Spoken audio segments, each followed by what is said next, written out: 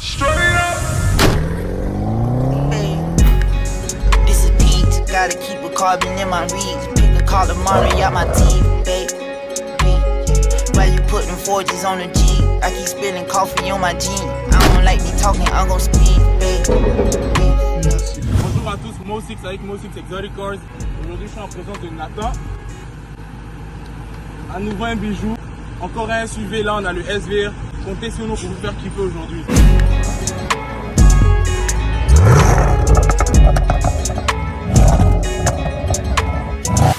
Ok Nathan. Du coup là on est à l'extérieur de la voiture. Comme on peut voir, la colonne n'a pas beaucoup changé comparé à l'ancien SVR. Le SVR 2017, pour ceux qui connaissent, c'est à peu près dans la même configuration. Il y a quelle année celui-là? C'est en 2020. Ok. Ce qui peut changer aussi, c'est les feux. Le SVR 2017, 18 génération d'avant, on avait les feux ici jaunes comme sur le modèle américain. Alors qu'on n'a plus ça ici sur le nouveau SVR. On a tous les feux en blanc.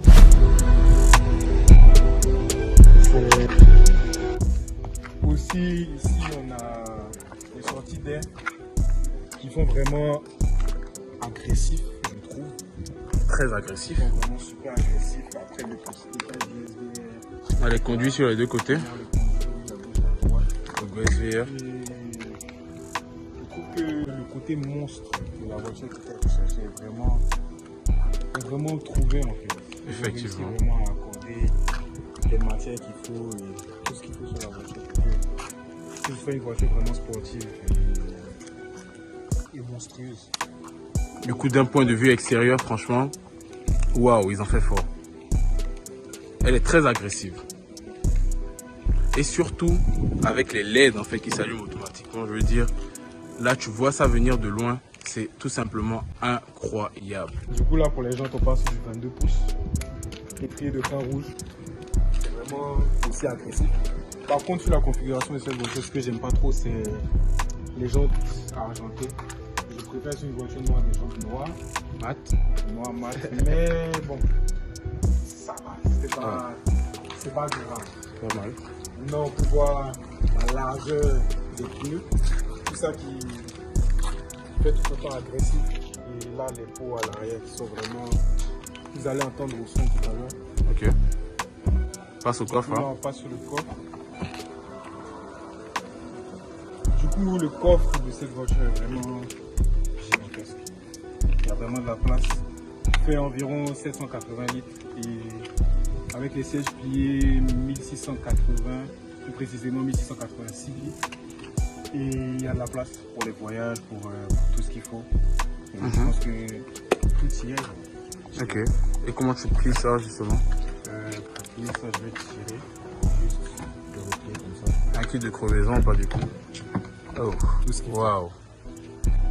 Et là, c'est pas une galette en fait, c'est un pneu en lui-même. C'est vraiment un pneu. C'est pas vraiment un truc pour le dépanner, c'est vraiment un pneu qui peut te servir tous les jours. Et là, on a quel moteur? On a un V8 5 litres. Combien de chevaux? 575 chevaux.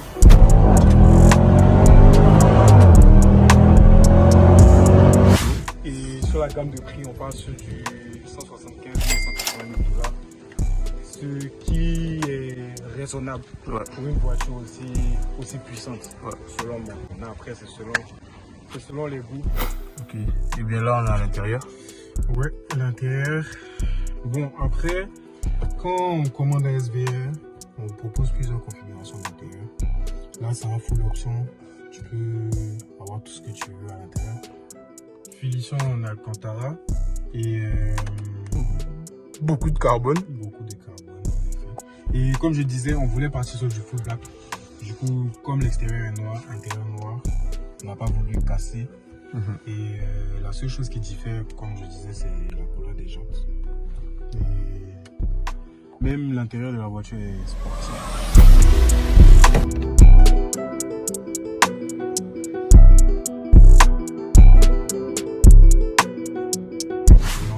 C'est aussi agressif que l'extérieur, il y a des palettes.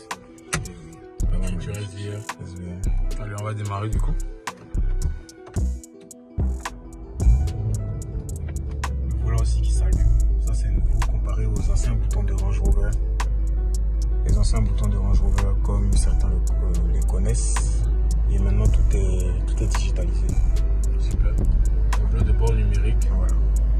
Écran central. Super beau. Le soft closing qui est devenu un peu récurrent, une habitude dans toutes les voitures récentes. Et c'est toujours agréable de le faire. C'est toujours intéressant de préciser. Il se ferme automatiquement. Donc c'est rien de très fou, mais c'est toujours une petite animation. Pas besoin de claquer la portière. Et oui. Aussi, on a le toit panoramique. Alors, qui se déploie ici. C'est l'un des plus beaux toits panoramiques que j'ai vu avec celui du X7 et aussi du Bentayga. Ils sont vraiment spéciaux. Et celui-là aussi est pas mal. Et on peut aussi ouvrir.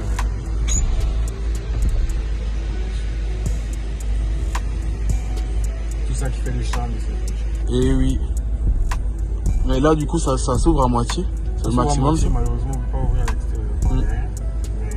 Mais Ça donne toujours un look aussi génial à la voiture. on voit les sièges à l'arrière tout aussi sportifs qu'à l'avant. Avec ce petit détail. On peut s'accrocher ici pour les plus peureux. Et ici aussi. Et climatiseur réglable à l'extérieur, à l'arrière. Et aussi numérique comme à l'avant. C'est finition carbone, c'est sûr. Et là, on peut changer. Il y a deux trucs. Là pour deux personnes avec les portes gobelets. Et là pour mettre Une petite poche simple. Ok. Comment tu te trouves à l'arrière de la C'est voiture? vraiment confortable. Là on le dit, vous ne pouvez pas le sentir, mais nous, on est vraiment à l'aise. On peut voyager convenablement avec cette voiture, comme effectuer tout autre trajet quotidien. C'est vraiment intéressant. Du coup là on a la coudoir centrale. La coudoir centrale plutôt spacieuse. On peut quasiment tout ranger ici. Les deux ports USB, malheureusement, les nouvelles générations électroniques préfèrent l'USB-C, mais ici on a un port USB. Et on peut mettre un allume-cigare pour pouvoir brancher les appareils USB-C. Et ensuite, on a les deux boîtes à gants, d'abord celle du haut. On peut mettre les CD. Ensuite celle du bas. Juste. On peut aussi passer du mode éco au mode confort, par exemple. Et aussi des petites animations comme le réglage de la température des sièges. On peut passer en plus froid ou encore en plus chaud, pour ceux qui préfèrent. Et c'est un petit plus. Ok, montre les différents réglages de motricité. Voilà. Programme herbe, gravier, neige. Voilà, boue, ornière. Programme sable. Et bien sûr, rocaille. Même si plusieurs possesseurs de SVR, en toi par exemple, n'iront pas faire du hors-piste. Franchement, ça montre que cette voiture est solide. 0 à 100, 4 secondes 5.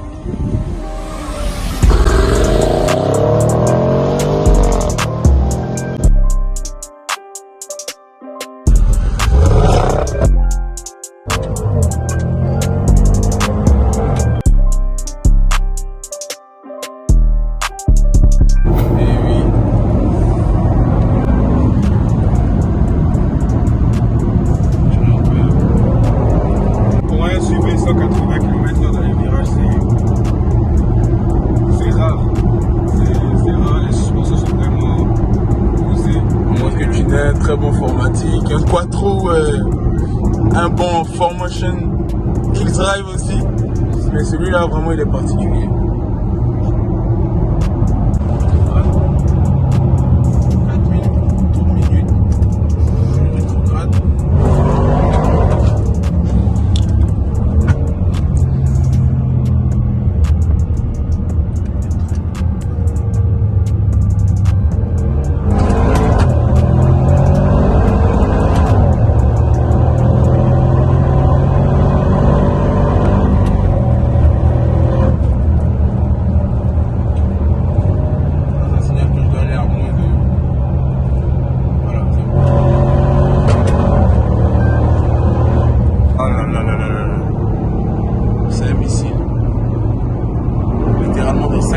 15 chevaux.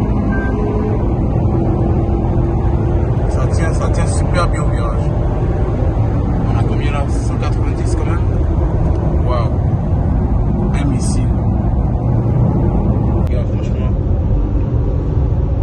Les buts de ces voitures, mais celle-là, franchement, elle est malade. C'est incroyable. C'est incroyable. Pour vraiment conduire en fait le SVR, pour comprendre la sensation. Comprendre, bien sûr. Ouais, c'est vraiment inexplicable.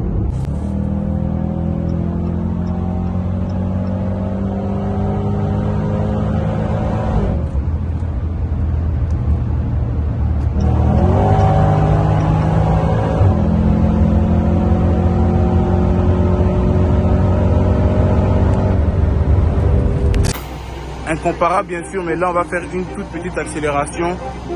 On va voir un peu ce que ça donne.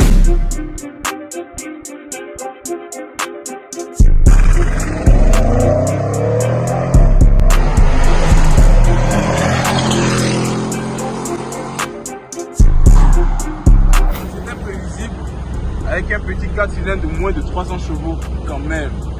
Présence d'un V8, je pense qu'on s'y attendait tout ça. Il n'y a pas match. Il n'y a pas match. Du coup, dites-moi dans les commentaires si vous êtes intéressé à ce que je vous fasse une vidéo sur le Velar 2021. Merci à tous d'avoir regardé ma vidéo jusqu'à la fin. C'était Mo6 avec Mo6 Exotic Cars en présence de Nathan. Et bien, merci encore Nathan. Toujours un plaisir. Toujours. Et à très bientôt pour un nouveau bijou.